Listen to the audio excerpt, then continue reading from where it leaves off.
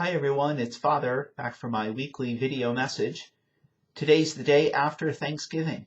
I hope you had a wonderful Thanksgiving and that you're enjoying some of those leftover Thanksgiving foods. I know I always think that they taste better the day after than they do on Thanksgiving, but maybe that's just me. So I hope you had a wonderful celebration yesterday.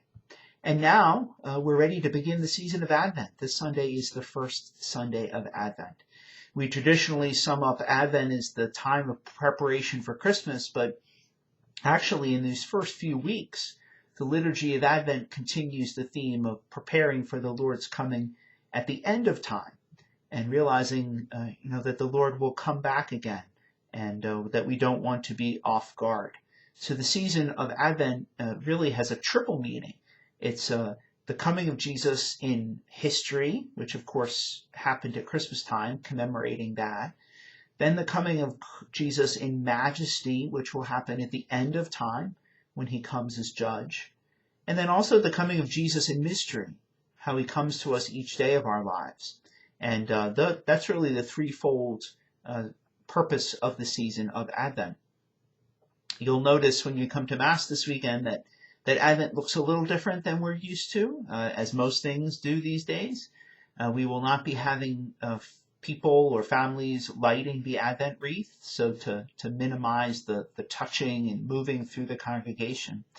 The wreath will be blessed at the Saturday evening Mass, and then the candles will simply be lit before the Mass begins for each of the Sundays of Advent. Last week we debuted our Christmas Mass schedule. I hope you had a chance to take a look at that on our bulletin in the email that I sent to you this week.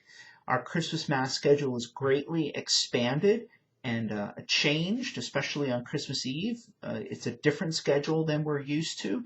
We're trying to spread ourselves out on Christmas Eve so that we avoid having too many people in church at any given time.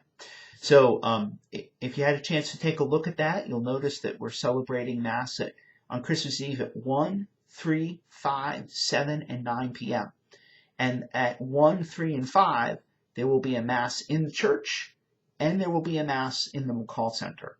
And that will be an actual Mass in the McCall Center. It won't be broadcast. So I'm really encouraging everyone to consider attending Mass on Christmas Eve or Christmas Day, and then also to think maybe about attending a Mass that might be not as crowded, like the first Mass on Christmas Eve or a Mass on Christmas Day, or be willing to go to the McCall Center. Remember that will be Mass. It's not an overflow. It will be decorated for Christmas, and we try not to think about the church as being better. The Mass is the Mass. So again, I hope you're beginning to think about what your Christmas Mass will be looking like. As with everything these days, that's our schedule at this point. If things change, we will certainly let you know well in advance. We need a small army to get these Masses up off the ground. So if you are able to volunteer to help us with all of the things we need to do to have a successful Mass these days, please reach out and we'll be happy to have you join the team.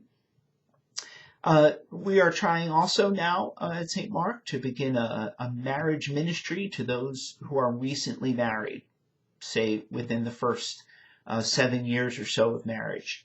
So if you fall in that category and you would like to be part of the ministry or you'd like to help with the ministry, I hope you could reach out to Barbara Austin in our office. As we all know, the first few years of marriage are very important. So we want to be helping and supporting couples who are in the first beginning years of their marriage.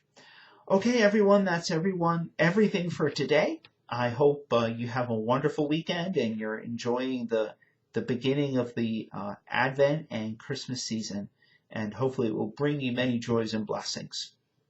Have a wonderful day.